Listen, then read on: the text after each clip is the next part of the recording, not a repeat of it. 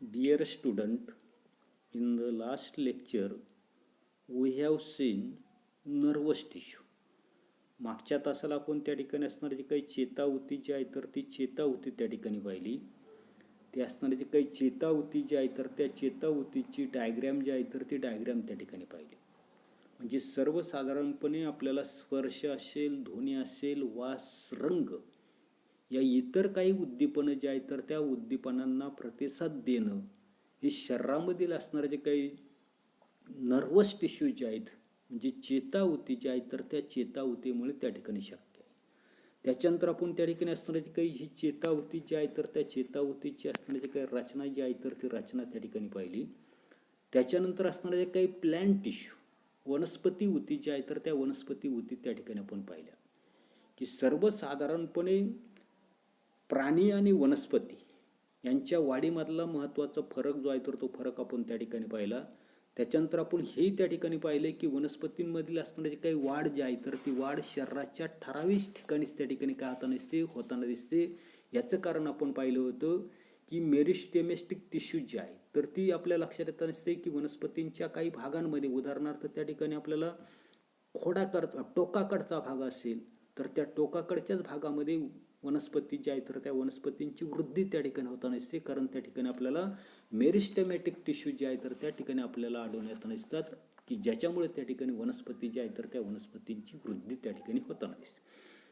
आणि म्हणून आपल्याला पुढे असणारा जो काही भाग जो पाहायचा आहे तर तो आहे मेरिस्टेमॅटिक टिश्यू, ज्याला आपण त्या ठिकाणी विभाज्य ऊती त्या ठिकाणी म्हणताना दिसतो. पहा की as meristematic tissue is present in the specific part of the plant, growth occurs in those part only. मागच्या तासाला आपण त्या ठिकाणी पाहिले की कांद्याचा असणारा जो काही खालचा भाग जो आहे तर त्या खालच्या भागाला काय होताना दिसते तर ची मुळांची लांबी जी आहे तर ती लांबी त्या ठिकाणी वाढताना दिसते. तसं या ठिकाणी आपल्या लक्षात नसते की वनस्पतीचा असणारा जो काही ठराविक भाग जो आहे specific part of the plant जो आहे म्हणजे वनस्पतीचा जो काही ठराविक भाग जो आहे तर त्या ठराविक भागातच असणाऱ्या ज्या काही मेरिस्टेमॅटिक टिश्यू विभाजी ऊती जी आहे तर त्या विभाजी ऊतीमुळे काय होताना दिसते त्या भागातच त्या वनस्पतीची वाढ त्या ठिकाणी सुरू असते. Cell of meristematic tissue contain thick cytoplasm, a conspicuous nucleus and a thin cell wall and are compactly packed together. आता काय सांगितलेलं की सर्वसाधारणपणे sale of meristematic tissue content म्हणजे या ठिकाणी असणारे जे काही विभाजी ऊती जी आहे तर त्या विभाजी ऊतीची असणारे जे काही पेशी जी आहे तर ती पेशीमध्ये काय काय असते. पहिलं आपल्याला सांगितले थिक सायटोप्लाझम म्हणजे सर्वसाधारणपणे दाट अशा प्रकारचं जीवद्रव्य जे आहे तर ते जीवद्रव्य. त्याच्यानंतर कॉन्स्पिक्युशियस न्यूक्लियस. आता कॉन्स्पिक्युशियस न्यूक्लियस म्हणजेच काय तर ठळक स्पष्ट अशा प्रकारचं असणारं जे काही केंद्रक जे आहे तर ते केंद्र. तिसरं आपल्याला सांगितले थीन सेल वॉल म्हणजे त्याच्या सभोवताली पातळ अशा प्रकारची पेशीभित्तिक असून त्या दाटी वाटीनं त्या ठिकाणी काय केलेलं आहे रचलेल्या त्या ठिकाणी असतात कॉम्पॅक्टली पॅक्ड. पुढे vacuoles are usually absent in this cell. याचे काही विभाजी ऊती जे आहेत तर त्या विभाजी ऊतीमध्ये बहुधा रिक्तिका जे आहेत व्हॅक्युल्स जे आहेत तर त्या व्हॅक्युल्स त्या ठिकाणी नसतात. These cells are highly active. याचे काही विभाजी ऊती जे आहेत तर त्या विभाजी ऊती अतिशय क्रियाशील त्या ठिकाणी असतात. To bring about plant growth is the main function of meristematic tissue. काय सांगितलेले की वनस्पतींची वाढ करणं हे त्या ठिकाणी असणारे ते काही मेरिस्टेमॅटिक टिश्यू विभाजी ऊती जे आहेत तर त्या विभाजी ऊतींचं महत्त्वाचं त्या ठिकाणी कार्य आहे. According to the location meristematic tissue is of 3 types as given below. विभाजी ऊती कोणत्या भागामध्ये आहेत किंवा कोणत्या भागामध्ये आपल्याला आढळून येतात यानुसार तिची पुढील प्रमाणे आपल्याला 3 प्रकार जे आहेत तर ते 3 प्रकार त्या ठिकाणी सांगितलेले. आता पहिला प्रकार त्याची आकृती आपल्याला दिलेली लोकेशन आणि फंक्शन म्हणजे स्थान आणि त्याचं कार्य. पहिलं सांगितलं आपल्याला ॲपिकल मेरिस्टेम. ॲपिकल म्हणजेच काय की वरचा टोकाकडचा भाग, या ठिकाणी आपल्याला ॲपिकल दाखवलेलं आहे, ज्याला आपण त्या ठिकाणी प्रहो विभाजी ऊती. आता या ठिकाणी मी मगाशी सांगताना जर माझी चूक होती. ॲपिकल मेरिस्टीम. आता ह्या कुठे असतात पहा की at the tip of the root and the stem, म्हणजे मूळ आणि खोड यांची असणारे जे काही टोकं जे आहेत पहा या ठिकाणी, मूळ आणि खोड यांची असणारे जे काही टोकं जे आहेत तर ती टोकं आपल्याला दाखवलेली. आणि या ठिकाणी आपल्याला ॲपिकल मेरिस्टम्स म्हणजे प्रहो विभाजी ऊती त्या ठिकाणी आढळून येत असतात. आता याचं फंक्शन्स आपल्याला दिलेले, काय फंक्शन्स दिलेले की increase the length of the root and the stem. मूळ असेल खोड असेल तर याची लांबी वाढवणं हे त्या ठिकाणी ॲपिकल मेरिस्टेम्स म्हणजे प्रहो विभाजी ऊतीचं त्या ठिकाणी कार्य जे आहे तर ते कार्य त्या ठिकाणी. दुसरं आपल्याला दिलेलं दुसरा प्रकार त्या ठिकाणी सांगितलेलं आहे इंटर कॅलरी मेरिस्टीम्स. पुन्हा एकदा पहा, इंटर कॅलरी मेरिस्टीम म्हणजे आंतरिय विभाजी ऊती. आता या कुठे असतात तर at the base of the petioles of the leaves and the branches. आता पिट्युअल म्हणजे त्या ठिकाणी आपण ज्याला आपण देठ म्हणताना दिसतो, पानाचा देठ आपल्याला कळतोय, म्हणजे पानाच्या देठाच्या आणि फांद्या ज्या आहेत तर त्या फांद्यांच्या तळाशी आपल्याला त्या ठिकाणी इंटर कॅलरी मेरिस्टीम्स म्हणजे आंतरिक विभाजी ऊती ज्या आहेत तर त्या आपल्याला आढळून येताना दिसतात. यांचं फंक्शन्स आपल्याला दिलेले, कार्य त्या ठिकाणी दिलेले की growth of branches, formation of leaves and flowers. या ठिकाणी आंतरिय विभाजी ऊती म्हणजे इंटर कॅलरी मेरिस्टीम्स ह्या ज्या काही ऊती ज्या आहेत तर त्या ऊती काय कार्य करताना दिसतात, ग्रोथ ऑफ द ब्रँचेस, फांद्यांची वाढ त्या ठिकाणी करणे. पुढे आपल्याला सांगितले formations of leaves and flowers म्हणजे पानं असेल फुलं असेल तर यांची निर्मिती करण्याचं काम आंतरिय विभाजी ऊती त्या ठिकाणी करताना दिसतात. त्याच्यानंतर तिसरा विभाजी ऊतीचा प्रकार आपल्याला दिलेले लॅटरल मेरिस्टीम्स. आता याला म्हटलेले पार्श्व विभाजी ऊती. आता या कुठे आढळून येताना दिसतात तर lateral side of the root and the stem. मूळ आणि खोडाचा असणारा जो काही पार्श्व भाग, पार्श्व म्हणजे आपण मागचा भाग म्हणताना म्हणजे मूळ आणि खोडाचा जो काही पार्श्व भाग जे आहे तर त्या पार्श्व भागामध्ये आपल्याला लॅटरल मेरिस्टीम ऊती त्या ठिकाणी आढळून येताना दिसतात. आता यांचं फंक्शन्स काय दिलेले पहा की इन्क्रीज ग्रीथ, मूळ आणि खेडांचा घेर. आता लक्षात घ्या, झाड जे आहेत मोठं अशा प्रकारचं झाड जर तुम्ही त्या ठिकाणी कापलेलं जर पाहिलं जर तुमच्या असं लक्षात येतं नसते की त्याचा असणारा जो काही खोड जे आहे तर त्या खोडामध्ये अशा पद्धतीचा आपल्याला ग्रीथ जो आहे तर तो ग्रीथ म्हणजे त्या ठिकाणी अशा प्रकारची छोटी मोठी अशा प्रकारची वर्तुळं त्याच्यामध्ये आढळून असतात. त्याला म्हणणार आपण त्या खोडाचा घेर म्हणजे मूळ आणि खोडाचा घेर आणि रुंदी वाढवण्याचं कार्य त्या ठिकाणी लॅटरल मेरिस्टीम्स म्हणजे पार्श्व विभाजी ऊती जी आहे तर त्या ठिकाणी करताना दिसतात. त्याच्यानंतरचा पुढचा प्रकार आपल्याला त्या ठिकाणी पाहायचा आहे परमनंट टिश्यू, ज्याला आपण त्या ठिकाणी स्थायी म्हणजे कायमस्वरूपी अशा प्रकारचा शब्द आहे तर त्याला म्हणणार आपण परमनंट टिश्यू, ज्याला आपण त्या ठिकाणी स्थायी ऊती म्हणताना दिसतो पहा की after their growth is complete new cell formed by the division of meristematic tissue lose their ability to divide and start to perform a specific function at specific place. म्हणजे विभाजी ऊती जी आहे तर त्या विभाजी ऊतीच्या पेशी विभाजनानं तयार झालेल्या नवीन पेशी पूर्ण वाढीनंतर ठराविक ठिकाणी एखादं विशिष्ट कार्य त्या ठिकाणी करू लागतात.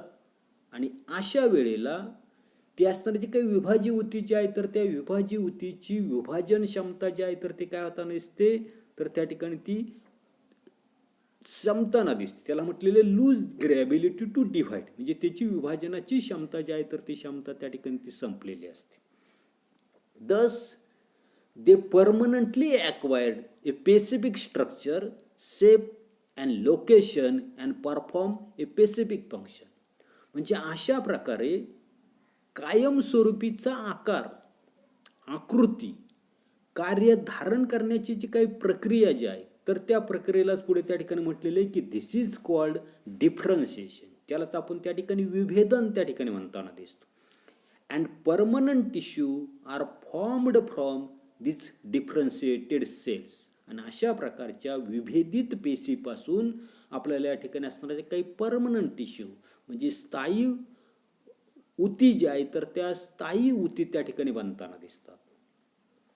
पुढे there are 2 type of permanent tissue, simple permanent and complex permanent. म्हणजेच या ठिकाणी पुन्हा आपल्या लक्षात येत नसते की या असणाऱ्या ज्या काही स्थायी ऊती ज्या आहेत तर त्या स्थायी ऊतीची 2 प्रकार. पहिला आपल्याला सांगितलंय की सरळ स्थायी ऊत ज्याला आपण त्या ठिकाणी म्हटलेलं आहे सिंपल परमनंट. दुसरं आपल्याला सांगितलंय की जटिल स्थायी ऊती ज्याला आपण त्या ठिकाणी म्हटलेलं आहे कॉम्प्लेक्स परमनंट टिश्यू. त्याच्यापैकी पहिला असणारे जे काही सिंपल परमनंट टिश्यू जे आहे तर ते आपल्याला त्या ठिकाणी पाहिजे. काय सांगता येईल की these are made up of only 1 type of cell. म्हणजे सरळ स्थायी ऊती जे आहेत या एकाच प्रकारच्या पेशीनं त्या ठिकाणी ते बनलेले असतात. According to the functions they are of the following different type. म्हणजे त्यांचं असणारे जे काही कार्य जे आहेत तर त्या कार्यानुसार पुन्हा या ज्या काही सरळ स्थायी ऊती जे आहेत तर त्यांची पुन्हा पुढे त्या ठिकाणी प्रकार पडताना दिसतात. पहिलं आपल्याला पाहिजे इपिडर्मिस म्हणजे पृष्ठभागीय अशा प्रकारच्या ऊती. आता याच्यासाठी काय सांगितलेली ऍक्टिव्हिटी ती आपल्याला पाहिजे की take a fresh and leafy leaf of rhoeo, lily or any other plant. आता या ठिकाणी काय सांगितले की रिहो, लिली किंवा कोणतंही ताजं अशा प्रकारचं मांसल पान त्या ठिकाणी घ्यायचे. त्या ठिकाणी रिहो प्लांट जे आहे तर ते आपल्या शाळेमध्ये ज्या काही किंवा मराठी शाळेमध्ये एक लाल रंगाची लाल पानं असणारी जी काही वनस्पती जी आहेत ती कुंडींमध्ये आहेत. आपल्या शाळेमध्ये भारत हायस्कूलमध्ये सुद्धा त्या ठिकाणी आहेत तर ती रिवोचे प्लांट आहे. किंवा दुसरं आपलं सांगितले लिली किंवा कोणतंही ताजं अशा प्रकारचं मांसल त्या ठिकाणी पान जे आहे तर ते पान त्या ठिकाणी घ्यायचे. पुढे आपल्याला सांगितलं पुढे काय सांगितले pull and press it, tearing it obliquely in such a way that its transparent epidermis will be visible at the cut margin. जे काही पान जे आहे तर ते पान काय करायचं आपल्याला पुल करायचे, खेचायचे. त्याच्यानंतर पुढे सांग आपल्याला प्रेस करायचे, दाबून तिरकस त्या ठिकाणी ते काय करायचे फाडायचे. आता तिरकस फाडा की जेणेकरून त्या तुकड्याबरोबर त्या पानाची पारदर्शक अशा प्रकारची असणारी जे काही साल जे आहे तर ती साल सुद्धा आपल्याला त्या ठिकाणी दिसू लागेल. त्याच्यानंतर पुढे take the transparent epidermis with the forceps and keep it in the dilute safranin solution. मग आता पुढे काय करायचे चिमट्याच्या साह्याने या अशा प्रकारची पानाची असणारी जे काही पारदर्शक असणारी जे काही साल जे आहे तर ती साल वेगळी करून सॅपरिन हे जे काय असणारे जे काही रंगद्रव्याचे असणारे जे काही विरल द्रावण जे आहे तर त्या विरल द्रावणामध्ये 1 मिनिट काय करायची ठेवून त्या ठिकाणी द्यायची. Spread it on A slide, cover with A cover slip and observe it under A compound microscope. जशी आपण त्या ठिकाणी कांद्याची काचपट्टी त्या ठिकाणी तयार केली तर तशाच पद्धतीचं काय करायचं आपल्याला काचपट्टीवर ही जी काही साल जी आहे तर ती साल अलगद पसरून तिच्यावर त्या ठिकाणी असणारी जी काही कव्हर स्लिप आच्छादक काच त्या ठिकाणी ठेवायची आणि सूक्ष्मदर्शीच्या मदतीनं साल जी आहे तर त्या सालीचं निरीक्षण त्या ठिकाणी करायचे. तर सर्वसाधारणपणे तुम्ही रिवोजची असणारे जे काही वनस्पतीचं जर पान जर घेतलं तर अशा प्रकारची असणारी जी काही आकृती जी आहे तर ती आकृती आपल्याला सूक्ष्मदर्शकाखाली त्या ठिकाणी दिसेल. आता पुढे काय सांगितले ते आपल्याला पाहिजे. The entire outer surface of the plant is made up of only one layer of the cell. वनस्पतीचा जो काही संपूर्ण पृष्ठभाग जो आहे तर हा पेशींच्या एकाच थराचा त्या ठिकाणी बनलेला आढळतो आणि that layer is called the epidermis. आणि हा जो काही थर जो आहे तर त्या थराला त्या ठिकाणी आपी त्वचा म्हणजे वरची त्वचा त्याला त्या ठिकाणी म्हटलेले एपिडर्मिस, त्याला आपी त्वचा त्या ठिकाणी मराठीमध्ये म्हटलेले. Cells of epidermis are flat and as there are no intercellular space between them, a single continuous layer is formed. आता काय सांगितलं, जे काही एपिडर्मिस जे आहेत, आपी त्वचा जे आहे, तर त्या आपी त्वचेतील पेशी फ्लॅट आहेत, सपाट आहेत. त्याचबरोबर आपल्याला पुढे सांगितलेलं काय सांगितलेलं आहे की सर्वसाधारणपणे या ठिकाणी असणारे जे काही नो इंटरसेल्युलर पेस, म्हणजे त्या ठिकाणी त्याच्या आतमध्ये आंतरपेशी असणाऱ्या ज्या काही पोकळ्या ज्या आहेत, तर त्या पोकळ्या त्या ठिकाणी नसल्यानं एक कंटिन्युअस लेअर इज फॉर्म, एक सलग अशा प्रकारचा थर जो आहे, तर तो थर त्या ठिकाणी तयार होताना दिसतो. The epidermis of the steam and the leaves is covered by the waxy layer of the cuticle, due to which water in the underlying part is retained.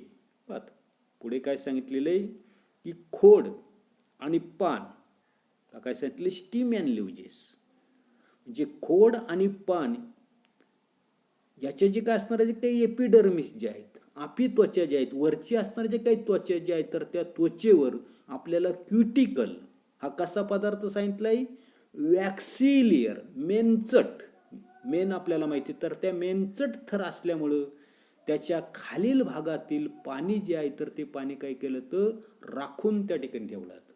पण एवढाच असणारा जो काही भाग जो आहे, तर तो भाग आपण या तासाला पाहणार आहोत. पुढील भाग पुढील तासाला पाहू. धन्यवाद.